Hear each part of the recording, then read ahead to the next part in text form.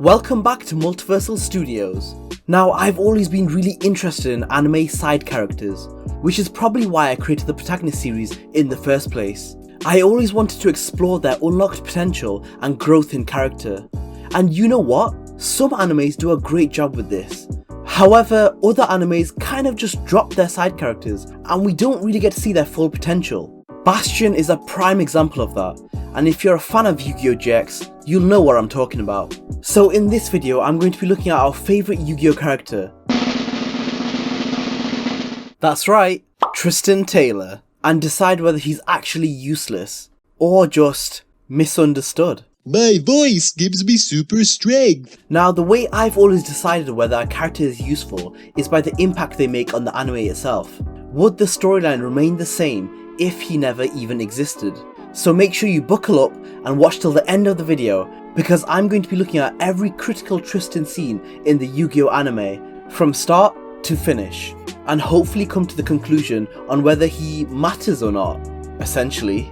Now, if you've made it this far into my long explanation, you might as well like and subscribe as well. Thanks. Now back to the video.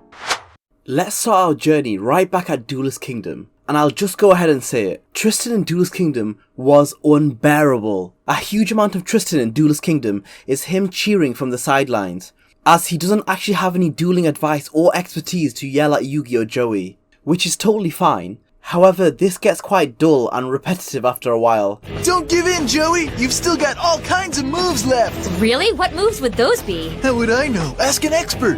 Ask Yugi! And yes, I know this could be applied to Taya as well. However, this video is about Tristan. On the way to Duels Kingdom, Tristan saves Yugi and Joey from the rapid ocean currents, pulling them away. If not for the ladder he sends down, the boat would have continued on its journey, leaving them behind, meaning Grandpa's soul, as well as Serenity's eyesight, would have been lost forever. And let's not forget, Yugi and Joey would have most likely have drowned. That's a pretty big deal for Tristan. However, on the other hand, Taya was also present and helped Tristan.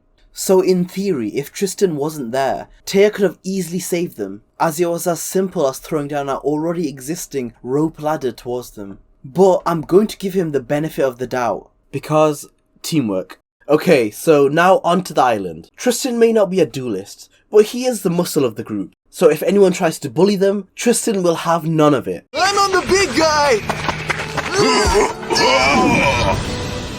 Not too shabby. See? No one messes with Tristan Taylor. Wait, hold on a second.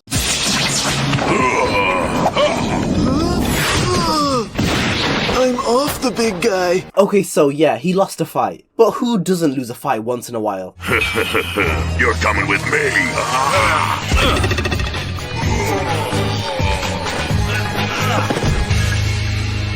Actually, you're coming with me. Okay, this next one is a genuine win for Tristan. Probably his most redeeming scene in the whole of Duels Kingdom. He gives Joey Lava Battle Guard. We discover that Tristan has been secretly amassing cards, as he himself would love to be a duelist in the future. Cool, Tristan. I didn't know you were training to become a duelist. Yeah, well, I figure if a doofus like Joey can hold his own in this game, then hey, I'll probably be an expert at it. Now, we may never see these cards ever again, but in that one duel, it came in clutch for Joey, as it genuinely helped Joey defeat Rex. So you know what? Fair play to you, Tristan. From then onwards, we pretty much see more cheerleading until they get to the castle. Now, this is where Tristan unlocks his true passion of becoming a detective, as he believes that Pegasus is able to see Seto's hand by posting a spy in the tower behind them, which reports back to Pegasus, instead of suspecting the hidden eye that flashes brightly every now and then. There's not much else to add to this, as Tristan follows his hunch and finds out he was wrong about his theory. Yep, just wrong. Now, putting his detective work to rest, he changes career path and decides to become a spy. He infiltrates Pegasus' castle with the clear goal of saving Mokuba, which in fairness, he does manage to do. But I'm going to take this rescue with a pinch of salt, because 1. The soul had been taken anyway, meaning Yugi would still have to defeat Pegasus to get it back, and Mokuba was probably going to be released anyway after that. But that's just me being kinda picky. So Tristan, fair play, you saved Mokuba's body. Or did he?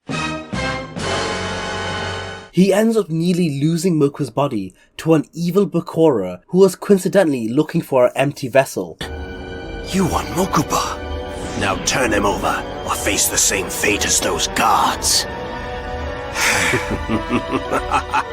So rescue Mokuba or put him in more danger? It's a tough one. However, Tristan does outsmart Bakura and throws the Millennium Ring from the castle. A temporary act, which in the long term was kinda useless, which I think is a perfect metaphor and summarizes Tristan perfectly in this season, as the ring just appears back around Bakura's neck anyway. So unfortunately, for Duels Kingdom, Tristan just doesn't pass, and he gets an L for useless.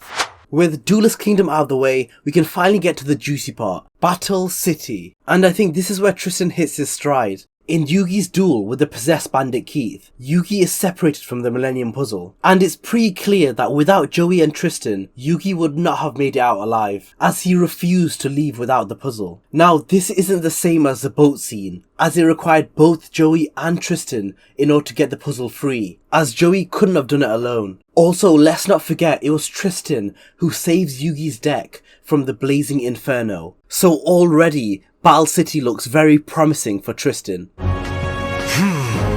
And the heroic Tristan tales don't end there. When Joey was ambushed by the rare hunter, Seeker, it was Tristan who found Joey using his motorbike. Hey, look who I found! Oh, he's got Joey! He's all right, and he can still make it for the operation.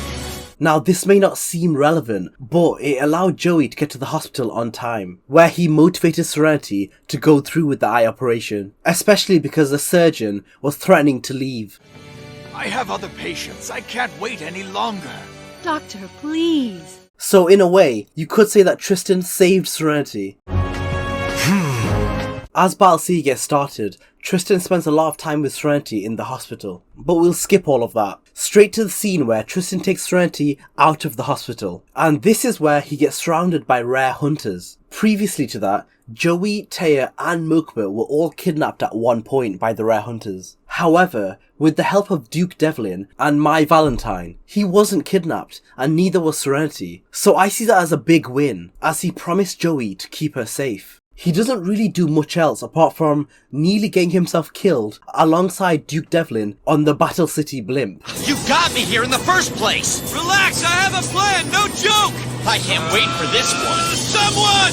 Anyone help us! That's your plan? So Tristan is definitely scored way higher in Battle City. But then we get to the virtual world arc, and suddenly I'm having Duels Kingdom flashbacks. Let's just say, him simping over Serenity just really sucked. And coincidentally, Tristan, Serenity and Duke were all put together in the virtual world. They are eventually forced into a three-way duel against Nesbit. And can I just say, this was the most cringe duel in Yu-Gi-Oh history. In a world where you can choose any card you like to put in your deck. It's time to build your decks for the duel. Simply touch the cards you desire. What should I choose, huh? First of all, trust your instincts, Serenity. And make sure you pick a nice variety of cards. You'll need magic, trap, and monster cards for your deck. Tristan still ends up with Super Robo Yarrow as his deckmaster. Like, why? Why that card? And you can't even blame his lack of dueling knowledge because he's been watching Yugi and Joey for a good 2 seasons now. And when you look at Taya's deckmaster, someone who's similar to Tristan in the fact that they don't duel much, she chose Dark Magician Girl, and she's never played that card in her life. Do you know what I mean? It's like, why Super Robo Yarrow? And in that duel, where we get to see Tristan duel for the very first time, he duels appallingly, meaning all that cheerleading he did when watching Yugi and Joey, none of that actually sunk in. So I wonder, what was going through his head when he stands on the sidelines? I want you to really concentrate on me. Tristan, being the world's biggest simp, eventually sacrifices his own deckmaster to save Serenity. Super Robo Yarrow! No! Tristan! If your deckmaster's destroyed, you lose! And yes, I know Serenity was playing worse than Tristan, but unlike Tristan, she had less exposure to dueling. And for someone who had expressed interest in dueling in a previous season, you'd expect more from him. So Tristan loses the duel and gets turned into a robot monkey. which he low-key deserves. But being a robot monkey which Noah created, he does inadvertently help the guys find Seto and Mokuba. But I don't think I'm going to give Tristan the credit for that one, but this does help move the story along. But on the other hand, because Tristan lost the duel, he allowed the Big Five to take over his body, which then they had to go head to head with Joey and Yugi. So as you can see, the virtual world arc was just a big flop for Tristan. Just kinda disappointing actually. But then that leaves us with the rest of Battle City, which quite honestly, he didn't really do much, but not in a bad way, but just not in a good way either. He did shake Joey a few times when he was unconscious. All right! Tristan, no! Get up, Joey! Please, let's go! Tristan, what are you doing? It's all good. I guess that's something, right? The next arc being the Waking the Dragons. Now, this is actually one of my favourite arcs in Yu-Gi-Oh! But off the top of my head, I couldn't really remember a single thing that Tristan did in this arc. So the first thing I did was check out his wiki page. And this is what I saw. Tristan watches Yugi duel. Tristan watches Joey duel and defeat Rex. Tristan and T fall behind Yami Yugi. But you know what? Wikipedia has never been a reputable source of information. Everyone knows that. So I rewatched the entire arc. And unfortunately, my suspicions were confirmed. He legit just doesn't do anything. He's just there. So massive L for Tristan. But you know what? Maybe I'm being too harsh on him. So I'm gonna do him a favour and skip past the Grand Championship season and go straight to the dawn of the duel. The final season of Yu-Gi-Oh! Where unfortunately Tristan ends up being a pawn for Bakura and uses Tristan's body to duel Yugi. I don't think that's him! How right you are, my friend. I should have known! Bakura! Now the real fun can start. I think bad guys just like using Tristan's body for some reason. And when it comes to the last scene where we finally see the epic duel between Yugi and the Pharaoh. He later watches Yugi and attempts duel. Well, that brings us to the end of the video. And unfortunately, I'm going to have to agree that Tristan is useless. What do you guys think about Tristan? Let me know in the comments down below. And if you like this video and want to see more like it, make sure you like and subscribe. Thank you so much. Until next time.